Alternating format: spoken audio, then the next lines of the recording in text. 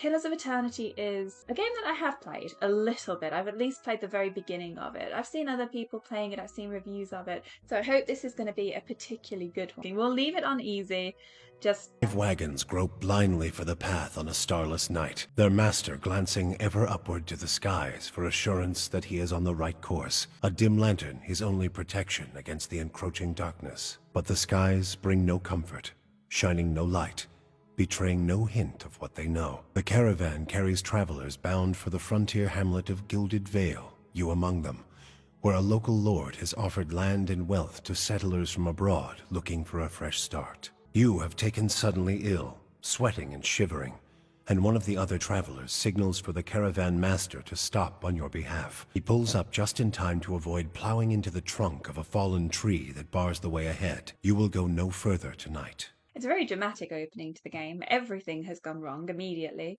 We are going to choose Elf, and we're going to choose Wood Elf because I like playing ranged in RPGs, and Wood Elves are always good for using a bow. We're also going to go for Ranger, of course, because bow. And we're going to go for Wounding Shot as our ability. I like Wounding Shot. People are slowed down so they can't get to you as quickly. That's my plan. Okay, as for Companion, I'm just going to choose Antelope right at the top because that one has naturally superior defense. Okay, and I'm just going to call the animal Anna because that is the name on the closest book I can see, which is Black Beauty by Anna Sewell. Now, as for culture, the one that I am going to choose here is the Living Lands, which is a mountainous region of a large northern island renowned for its diversity of plant and animal life. Its weather is unpredictable and its ecosystems vary dramatically from valley to valley. The Living Lands are home to an assortment of races in a variety of colonial and independent settlements. This one gives us +1 might, which was one of the recommended for our class, but I also just like the sound of this place. I like the sound of mountains and mountains and lots of plants and slightly unpredictable things happening. You also get to choose your background, which is a bit more specific to your character. We're going to go for Explorer for this one. You find the siren call of the horizon irresistible. You cannot help but wonder what lies beyond the next hill or wave, and you've built your life around finding out. We get +1 lore and +1 survival as an explorer. And lore, I just love lore in games like this. It's one of the things I really like about RPGs. And so we're gonna go for lore. So this is gonna unlock some potentially some other reading for us to do in the game, hopefully. And we get +1 survival for that as well. Ah, right, appearance. I kind of forgot we had to do this bit.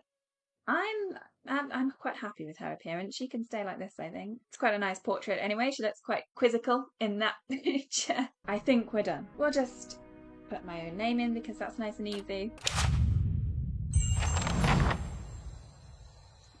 The Gilded Vale.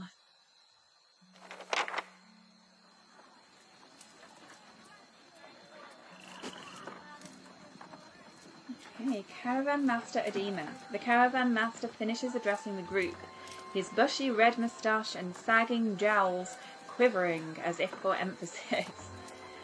Everybody stays close to the wagons, got it? Stay out of the woods, and beasts take you if you are planning a stroll through those ruins up there.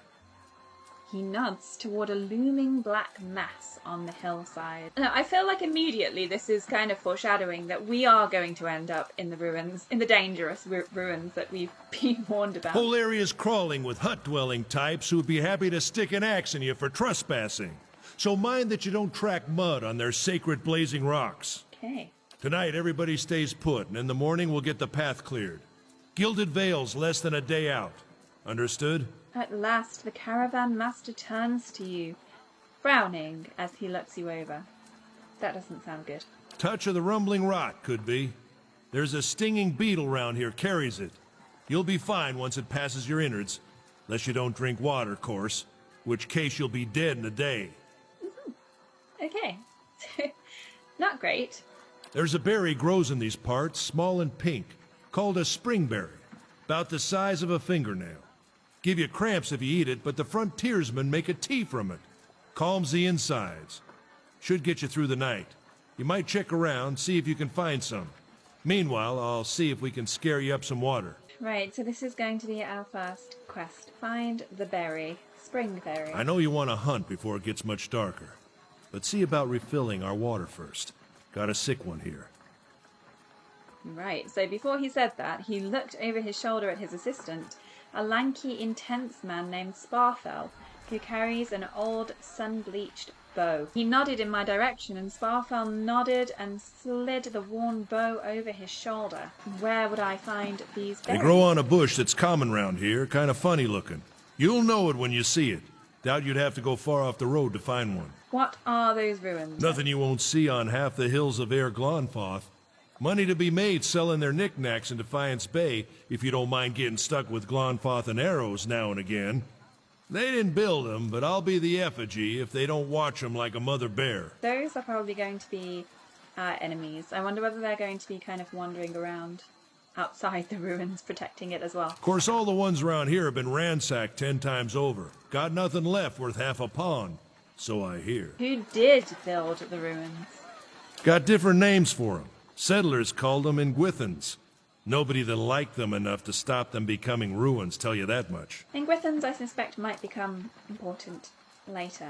Is it dangerous out here? I know what he's going to say to this, but we'll ask it anyway. Not if you hurry about your business. Oh, okay. Right. And not if the weather He's holds like, up. hey, when he said not if the weather holds up, there was concern in his tone, but he does not elaborate. Okay, this has unlocked another option. What kind of weather do they get out here? This time of year, rain mostly, and wind. But there's a different kind of wind out here time to time. Locals call it a beowick, born out of the ether, the spirit's path. Never seen it myself, never care to. So, Beowick sounds foreboding. The spirit's path. What are these huge rocks coming up out of the ground? And I would like to know that, so what are they? They don't got Adra where you come from? Well, it just grows up out of the ground like this. Goes deep like tree roots. Some of it all the way to the heart of the world, you believe the stories. It's more like a shell than a proper rock. Easier to work if you're a mason. Got all kinds of strange properties. Seems to have some kind of life of its own. Dies if it gets dug up. Loses its luster. Folks think it probably grew at one point or another, but not these days. The soul butchers in Defiance Bay use it for different things. I've heard tell it can hold a man's soul, but I don't care to see it. Got enough to worry about without seeing something like that. Ah, okay, so something that's in a few fantasy games, the idea of a crystal or a rock that can hold a person's soul. Again, if you play Elder Scrolls, I guess these are a bit like the soul gems. Okay, I'll go see about those berries. Hold on. Take someone with you. I know you're not some helpless tenderfoot, not like most of this lot. But you drop dead, I don't want to be looking for the body. Got a schedule to keep. Very concerned. He scans over the travellers, resting his eyes at length on a sturdy, armour-clad woman who has spent the journey's nights sleeping on uneven ground without a blanket or pillow. Kalisha. Kalisha! The woman looks up on her own time. She needs to find some spring berries. Watch that she doesn't drop dead. Right. Kalisha's going to be our second friend then. She's going to help us find the berries. No promises. Or maybe not. Kalisha doesn't sound very friendly. What kind of guide says something like that? Kind you can afford. Don't listen to her, you're in good hands. And I pay too well, if anything. Okay, he said that with a chuckle, shaking his head and looking at us. And then he cast a sidelong glance at her. Off with you. Haylien should have supplies. See that you're equipped before you head out. We're in harsh country. Get your berries and hurry back. And if you get so much as a tickle of wind, you drop everything and you run. Something in the air tonight. If it's a Beowick, we'll shelter in the ruins. Hut dwellers be damned. So all of our clues here suggesting that Beowick is going to be extremely dangerous. You heard the man. Let's get going before you keel over. Okay, right. I guess we're probably going to have to deal with the Beowick. I'm here. Let's make sure everybody's Selected. Hello, Haylien. He's transfixed, however, by a ragged tear in the seam of his tunic. Brought a whole wagon full of goods to sell, but not enough shirts for the road. That wasn't good planning. He scratches one cheek with his knuckles. It's covered with an uneven stubble, as if he hasn't quite gotten used to shaving on the road. Hey, I guess Hayden's not really used to travelling then. This must be new to him. Say, is there anything you need? I've got some basic traveling supplies for sale if you'd like to take a look. I would like to know a bit more about him first. Who are you? I'm a trader, originally from the Adir Empire, but I've been trying to establish new business out here. Life on the road has brought some unexpected challenges, to be sure. And I'm sure you've noticed how prickly the locals can be. But we're here to make the most of things, right? Is that other new friend one of the locals? Because she certainly is prickly. We can answer, we might as well try. With an outlook like that, I'm sure you'll do well. Or if you think these caravanners are prickly, watch out for those axe wielders Tima mentioned. Or how incredibly naive, I'm surprised you've lasted this long. Okay, that's kind of mean. I'm going to be nice to Hayden. We chose the benevolent voice option after all, so with an outlook like that, I'm sure you'll do well. I'll see, I suppose. I'm just trying to do right by my family. Something else you need? Looks like we're settled for the night. Okay, do I want to buy from you or do I want to be more nosy? I want to ask, why do you move all the way out here? Because it seemed friendlier than Raid Saris? My brothers took over the family mercantile business a few years ago, and there wasn't enough for me to do back home. I moved out to try and expand. He shrugs. Starwood is a former Airda colony, so it seemed like a good place to start. And as much as I admire the Reedsurans' work ethic, they've always struck me as a little fanatical. Sounds reasonable enough. That's high-minded of you, or it seems like you got the short end of the stick. I'm going to go for it. That sounds reasonable enough. It does. Out here, I'm just taking it one day at a time. Is that... Oh, that's pet too. Giant miniature space piglet. Okay, that sounds strange. This tiny Titanic pig has an otherworldly appearance that seems to be at odds with its endearing behaviour. It follows you dutifully and requires nothing in return save companionship. Okay, that's also cute. I'm not sure what's going on with the oxymorons, giant miniature and tiny Titanic. I have no idea how big this pet's going to be. I'm guessing small for gameplay reasons. So let's just go find the berries then.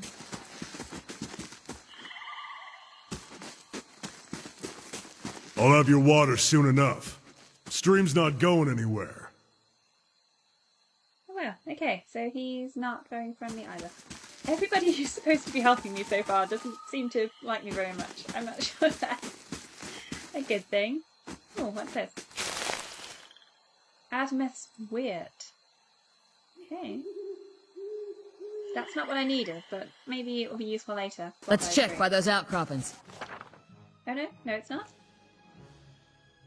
Ah, so first combat we have a young wolf. And apparently we can't see any of its stats until we start fighting it. But that's fine. Okay, right. Now, Yes? let's work out battling. Right, let's do wounding shot. That was ability which slowed it down. I don't think I'm actually... I can't see it from here, can I?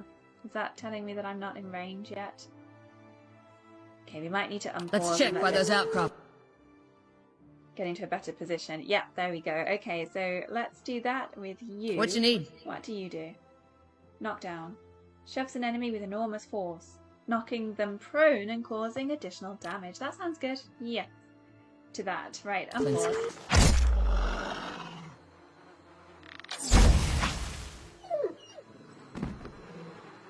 Okay, that went quite well, I think. I'm not entirely sure how to use my pet. It didn't really do anything there. But I guess I don't really want it to just go running in because it's going to end up dying if that happens. Okay, I have wolf hide from the wolf, which I assume I can go and sell to Hayden over there. I'm here. And is there anything over here apart from this disgusting carcass? Ooh, This is it. Ah, the berries. They really were close. Adema says you've had some interesting travels. Okay. So we can reply, in the watery parts of the world, I was a mariner. Or, I lived out on a frontier for a time. Or interesting might not be the word. I sailed with cold-blooded conquerors. Or that isn't your business. Okay, so I guess we have an option here to choose something that is describing our past. But Kalisha has not been very friendly so far, and I'm not convinced that she isn't secretly an enemy, so I think I'm going to go for this isn't your business. He shrugs. Suit yourself. Can't very well force you to have a personality, can I? Okay. She really is rude. I feel like I chose the right option there. Kalisha breathes in her surroundings. Been a long time since I've been this way, but I always did like it. It doesn't look that pleasant to me. Lord Raedric's offer makes the girl think. I'll give him that. You here to settle like the rest of the lot? Okay, Lord Raedric's offer was, if you remember at the very beginning of the game, it said that a lord was trying to get people to move to this place. I did say that we were explorers, so I feel like I would just be passing through. That's usually the case with the big city, just a little ways further up the same road. Where you headed? Don't know. Okay, we can choose nowhere special, just putting as much time and distance between me and my old life as I possibly can. Or I'm just going to continue on to the city, see where that takes me. Or I'll probably wander for a while. Or somewhere I can make some money. I have no idea what I'm going to do next. That is quite true. I really don't have any idea what we're doing next. But we will probably wander for a while because I want to do some exploring. I couldn't judge you for that. Been half my life. Just watch yourself. You get too far off the beaten path. These lands are wild in more ways than one. Maybe she does care. Maybe I just judged Kalisha too quickly. Anyway, I'm wasting time here. Adima will give me an earful. Let's be on our way. Okay, so we can just agree and leave, or we can be nosy again. Why are you here? Tell me about yourself. Or what can you tell me about Direwood? Why are you here? Kalisha sighs unevenly. Her eyes search the ground at her feet. My sister moved out here some time back. She sent me a letter. She seemed worried, but that's how she always is. This time, though, she asked me to come out, and that's got me a little worried. Okay, so Kalisha is pretty anxious about her sister and her letter. Maybe that's why she's being so cranky. I haven't seen her in ages. Been doing guide work in Isometric. But I'd do anything for her. She's a much better woman than me. So I'm here and we'll see. Oh, I feel a bit bad for her now. I hope her sister is okay. Adima I've worked with before. He doesn't usually drive a route this way, but he's doing it for me. Ah. Okay, tell me a bit more about yourself. I've got simple needs. I like open skies and far horizons. I find work that lets me live that way. My family wanders too. We started in Direwood, but my parents ended up in the Living Lands. I've got a brother in Rautai and another in Erda. My sister in Gilded Vale. She's the only real homebody. Okay. Actually, she gave us quite a lot of information about herself. What can you tell me about the Direwood? I guess she's probably going to be quite knowledgeable about this, so... I'm not much for history, but from what I know, it used to be part of the Erda Empire.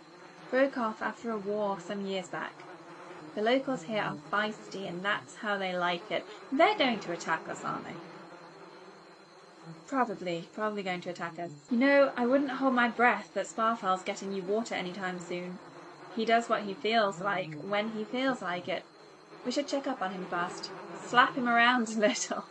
Stream's just down that way. Come on, let's get your water. Okay, maybe she does kind of care a little bit. I don't think I really want to slap Sparfel around a bit. But let's see. Let's see what he's doing. Maybe he deserves it. Oh, I'm not taking the party with me, Ella. Oops. I'm here. Right, we all need to go this way. Oh, something else to pick up. Burnt lady. Ah. Oh dear.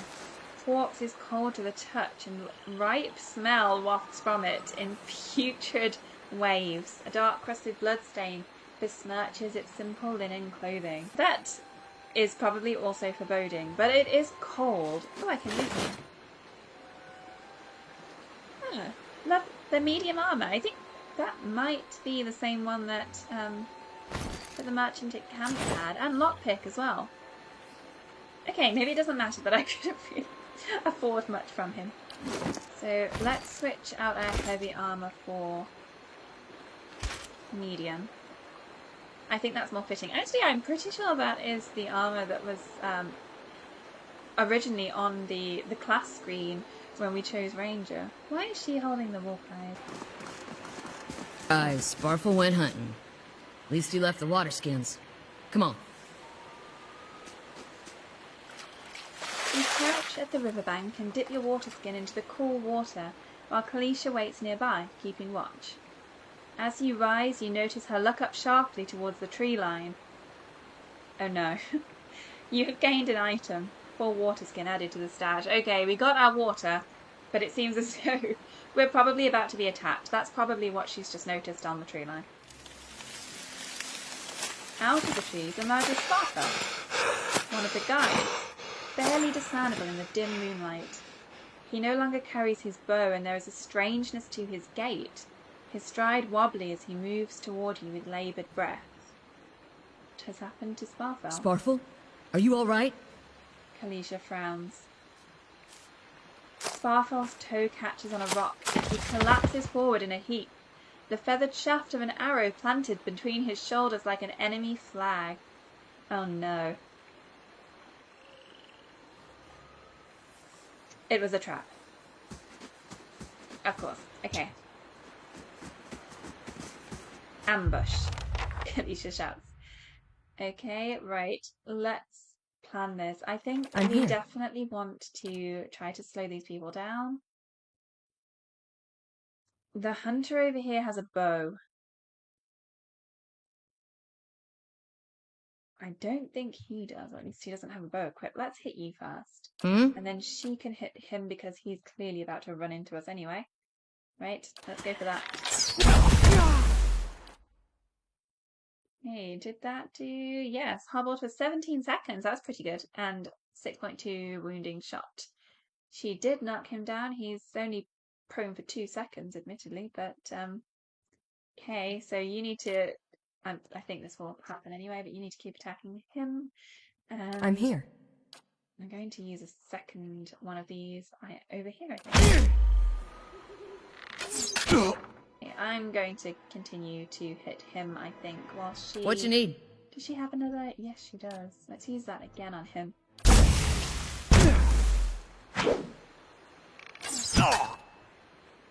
My cooldown slow. Okay. She's nearly dead there. There we go. Huh. Again, not too bad. Come on, we have to get back to camp. Let me just loot everybody first. He also has a hunting bow. Is it the same? Yes, it is exactly the same. But I can sell it, I guess, so... He has a light armor. I don't want to go for light. Okay, what do you have? 4 copper. That wasn't very much. I guess it was something. I shouldn't be ungrateful. Okay, let's go. I can hear fighting sounds. Distant sounds of battle. Was it this way? Are we going to be attacked again? Probably. Oh, yes. Hunter. Okay. Oh, I haven't brought the party with me again. Okay, I guess I'm doing the fast hit. And then you can follow up with this when you get here. That was a mistake.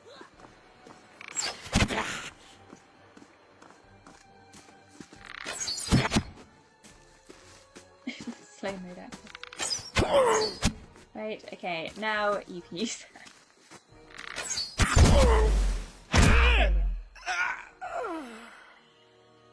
There, better. Right, did you drop anything? Yes. Right, that's how we select it. I'm here. Okay, we need everyone. Kind of looks like the antelope's leading the party right now, but... Oh dear. what has happened at the campsite. Grandfather and leader, all around you lie the massacred remains of other travellers, peppered with arrows and knife hilts, splayed and bug-eyed and filthy. Kalisha puts the back of her left hand to her mouth as if to ward away some poisonous vapour. A handful of dark figures stands above the fallen, treading on limbs and backs and heads, jerking their axes from bodies as if from half-split logs. One of them, towering and severe with a thick beard, tasselled with knots, holds a wet blade at the neck of the man you recognise as Haylien. Oh no. The last of your caravan left standing. At least Hayden's alive. Maybe not for long. Lay down your arms, trespasser. Do not forfeit this man's life for a fight you will lose. Right, okay, I guess we're trespassing accidentally on their land then. We can say, why have you done this? We can use Law 1. Okay, this is our first one that we've been able to choose based on our earlier selections. We can use that to say, the ruin has not been sullied by our hands, men of Air Galanfar. Okay, we have not trespassed, we merely wish to pass through. That is also true. I don't know what they did, but I didn't have anything to do with it. That's assuming everybody else did something wrong. Murderers, you will pay for each life. Okay, that's our aggressive one. Or you'll try to kill us all either way. Why make it easy? Also aggressive. I'm going to use the Law 1. Maybe they'll listen to that. Your words carry no weight when I have seen the truth with my own eyes. Blood must be paid for this intrusion. Okay, that didn't work very well. So I say again, lay down your arms. Haylien says, don't trust them, they mean to kill us all. Okay. I think he's probably right, honestly. I don't think laying down our weapons is going to work out well. Okay, we can say we are innocent in this. Will you not listen to reason? Or, oh, we have 3 we can choose here, actually. We can use might to say only a fool attacks a weak enemy while a stronger one yet lives. Right. See, that's going to attempt to draw them to us so that Haylien can live. Or perception to say your courage is a mask. None of you has yet slain a true warrior. Okay, that's basically doing the same thing, but with different words. Or we can use intellect to say you can kill him, but you might as well be killing yourself. Okay, that's a more threatening one from intellect. We can't use resolve or athletics. We can use law to say, judging by the string of animal teeth around your neck, I'm guessing you are worshippers of Galawain. If Galawain told you to stop protecting the ruins, would you? Okay, an interesting one. We can choose to put down our weapons and say, very well, let him go. Or we can choose to just stay armed and say, if I put down my weapons, we are all dead. This is definitely the most complicated option we've had so far. I want to try to save Haylien. The final option I'm fairly sure will just end up with them killing him immediately. Our law option didn't work really well last time on these people.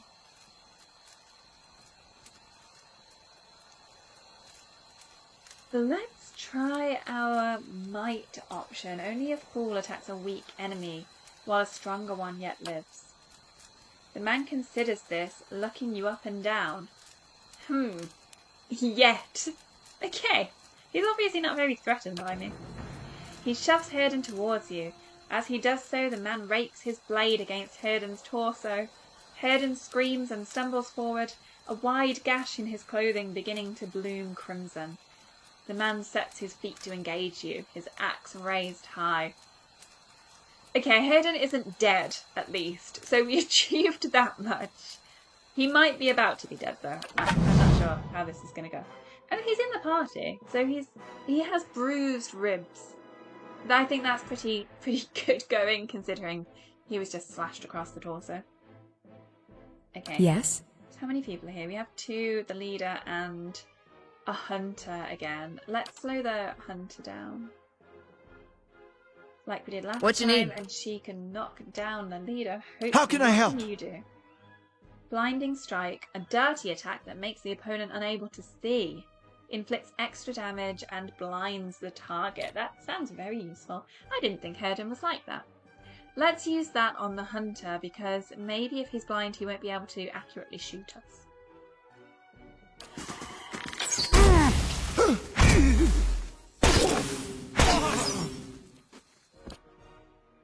Okay, that went pretty well. The hunter's already dead. I'm here. I'll use this on him because it doesn't hurt to slow What him you need? down. She has one more of those. I'll definitely use that, and he can't use that again, so he can just, I guess, attack with whatever he has. What does he have? Oh, he's using 2 daggers. Okay.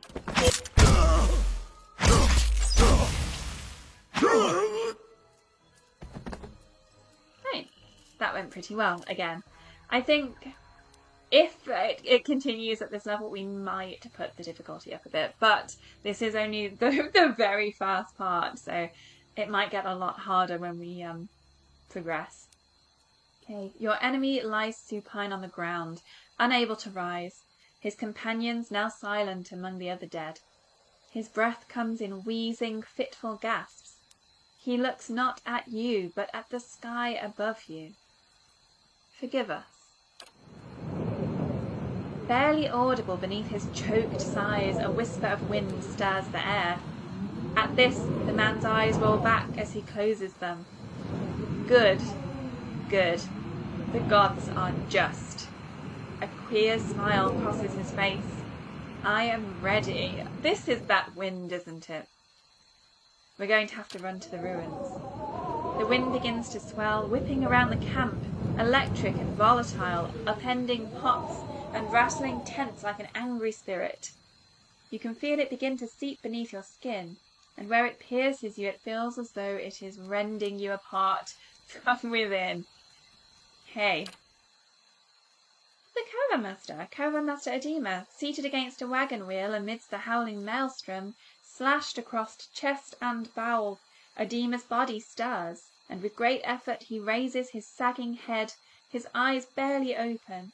He looks directly at you. Okay, so he's also still alive, but it very much sounds like he's about to be Get dead. inside! Run! Okay, good advice. Are we just leaving him there? Are we going to try to save him? No? Okay. Oh, that was very dramatic. Okay, into...